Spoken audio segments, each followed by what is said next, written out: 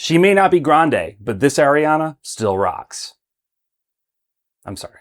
Hey, it's Just the Gems. I'm Brandon, and I never got into Hollow Knight. This is my confessional video. I tried twice, gave it a real good effort, especially the second time, which was shortly before Silksong came out, and I bounced off hard. I don't know, there was something about the atmosphere of the game, the sort of subdued, backgroundy story, the sort of thing I love in a Souls game, but for some reason just didn't appeal to me in a game about two-dimensional bugs. Suffice to say, I started to wonder if maybe these sorts of 2D action platformers just weren't for me anymore.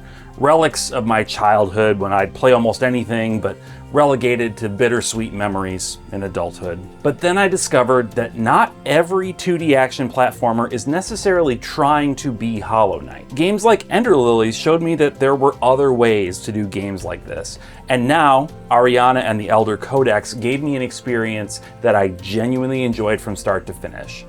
Thanks to Idea Factory for sending me the code. Let's talk about it. Why don't we? In a way, Ariana is almost the inverse of Hollow Knight. If you're a fan of that game, don't let that comment suggest to you that it's bad, or so unlike it that you won't enjoy it. I really just mean its scope and presentation. It skews much more heavily in a direction that I prefer. Instead of being taciturn to a fault, Ariana is wordy and full of story. Instead of being giant and sprawling, Ariana feels more stage-like, more in line with the 2D action platformers I preferred as a kid. I like this so much better. Having a likable main character and an interesting supporting cast makes a huge difference too. I promise to stop comparing this game to Hollow Knight, but I feel like you at least have to broach the subject when talking about a 2D action platformer these days, and there definitely are some overlapping elements that make them comparable. Fast action, occasionally punishing difficulty, leveling and equipment and magic to learn. Ariana packages those things into a form that's brisker, breezier, and at least for me, way more satisfying. Again, the first thing you'll notice when you start up Ariana and the Elder Codex is there is quite a story here. The actual plot itself, though, is relatively straightforward. Someone has defaced the 7 magical codices that contain the power of magic, and Ariana is the only person in the world who is able to fix them. Oh, just in case you don't know, codices is the plural form of codex. Isn't English a stupid language? Anyway, Ariana is a librarian with a capital L, and librarians in this world aren't just there to sort and catalog books. Actually, I know real librarians do way more than that, I just don't know the specifics. Any librarians in the audience, would you mind educating me in the comments? So in this world, all magic is derived from writing. Creating a codex brings about some sort of magical change in the real world. In the surprisingly deep lore of Ariana's world, a demon named Divina wrote 4 magical codices thousands of years ago and essentially brought magic to the human race for the first time in history. Then some other people wrote 3 more codices known as the Phenomena Codices, and these amplified the power of magic brought about by Divina's work. One of the most interesting and thought-provoking things for me about this is the way that these codices are written. They all take the form of stories. Ariana's job in repairing each codex involves witnessing and following along with the story each one tells, helping the characters bring it to completion.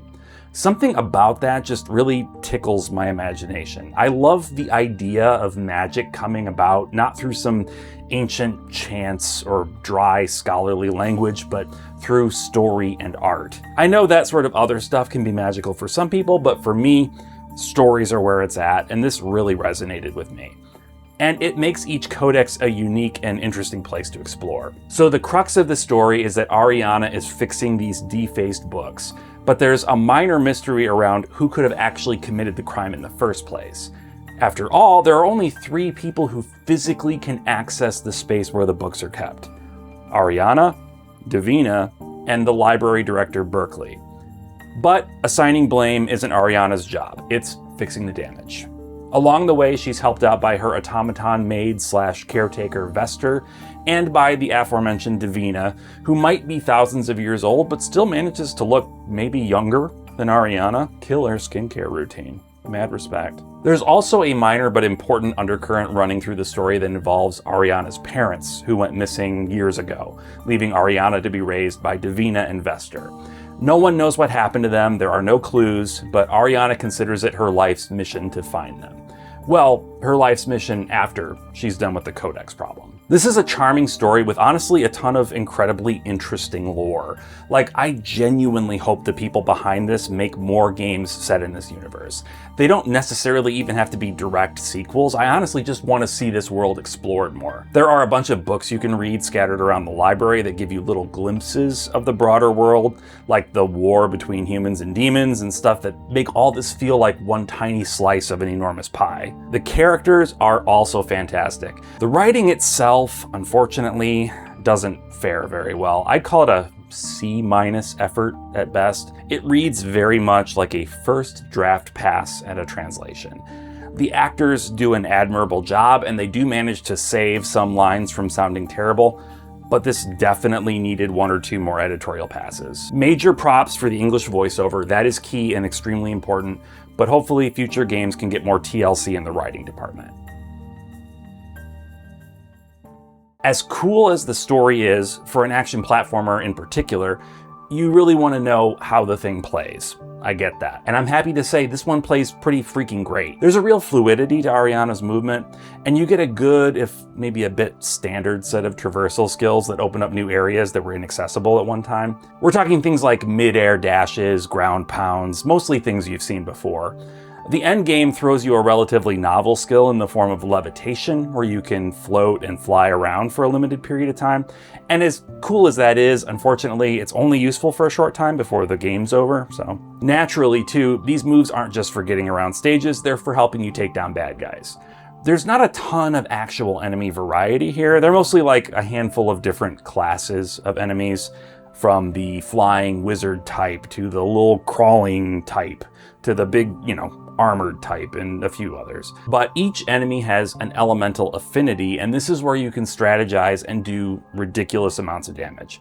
I'll get to that in a minute though. First I want to talk about how Ariana attacks, because for me it's what makes this game so fun to play. Ariana has a sword attack and a blast of neutral magic by default, but by gaining various items found throughout the codices, she can learn new magic spells in the 4 main elemental groups.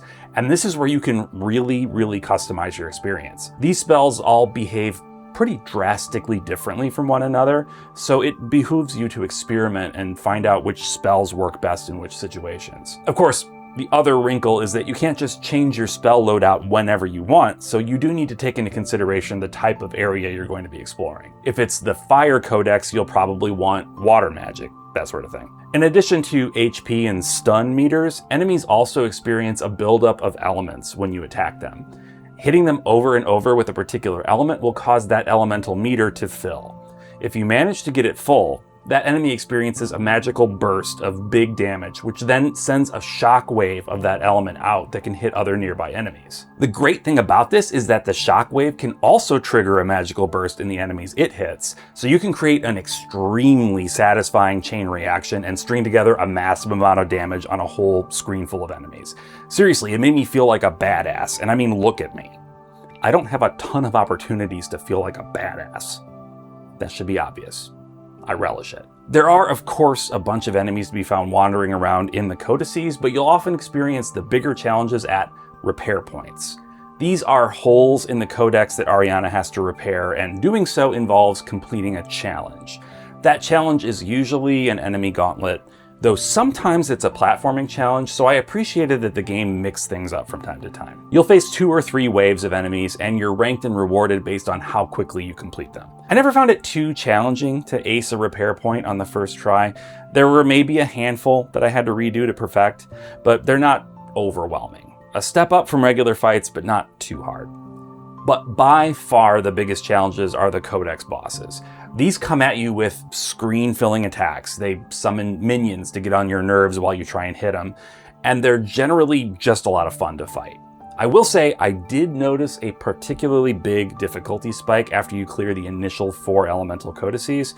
Once you get into the phenomena codices, bosses in particular start to get rough. I managed to persevere on normal difficulty, but hey, there is no shame in dropping to easy if any of those guys are hassling you. Even on bosses that took me 7 or 8 tries to beat, I never felt the game was being unfair. Each time I lost, I could see why, and it helped me strategize how I could overcome it. Sometimes it meant changing my spell loadout.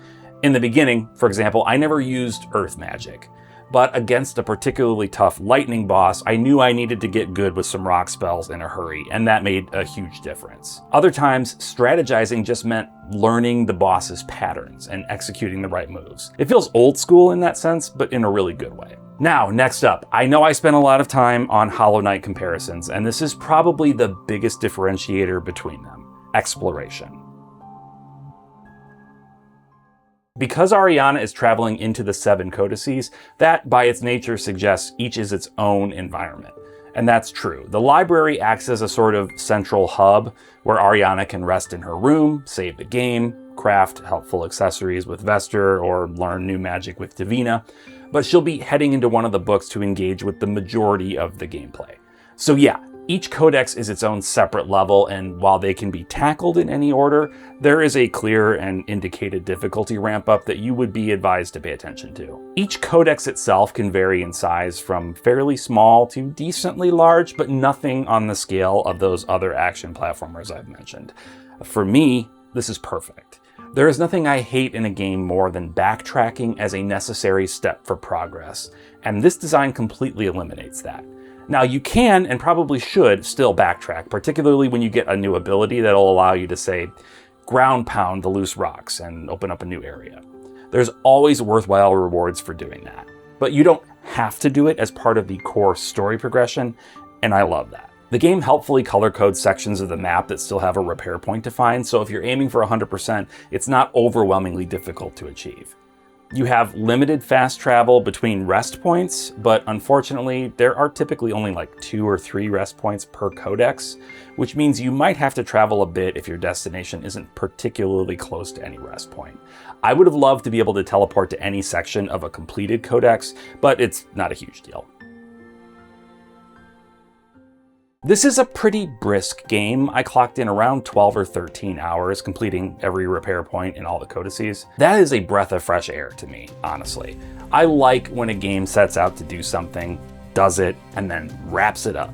Ariana and the Elder Codex is charming, it's fun, it's got a really cool world and lore that I sincerely hope the developers do something more with. Could we get a full-on JRPG set here, maybe? That would be sick. But it's definitely worth playing for 2D action platformer fans. Honestly, even if you're not, if you appreciate something like an action RPG, there's a strong argument to be made that Ariana is as much an action RPG as it is a platform action game. I'll be curious how the Hollow Knight hardcore fans feel about it. Like I suggested, it's hard not to draw comparisons, but they have very different design and gameplay goals, and they both achieve them brilliantly. Ariana appeals more to me, that's all. Hey, if you made it this far, I want to mention, Idea Factory gave me a PlayStation 5 code for Ariana and the Elder Codex to give away to one of you. So if you're interested, make sure you're subscribed, please. Then head on over to my Twitter page, it's on screen right now, _justthegems, and find the tweet about this contest. Follow the instructions, and you're entered. Good luck. And thanks for watching, I really appreciate it. If you liked this, would you mind clicking like and maybe subscribing if you're not already? Thanks to everyone who subscribes, and especially to my members, I really appreciate you guys. Check out my podcasts, plural, the JRPG Pursuit and 4 Guys on a Train. Both of those are linked down in the description. And hey, have a great day. Bye.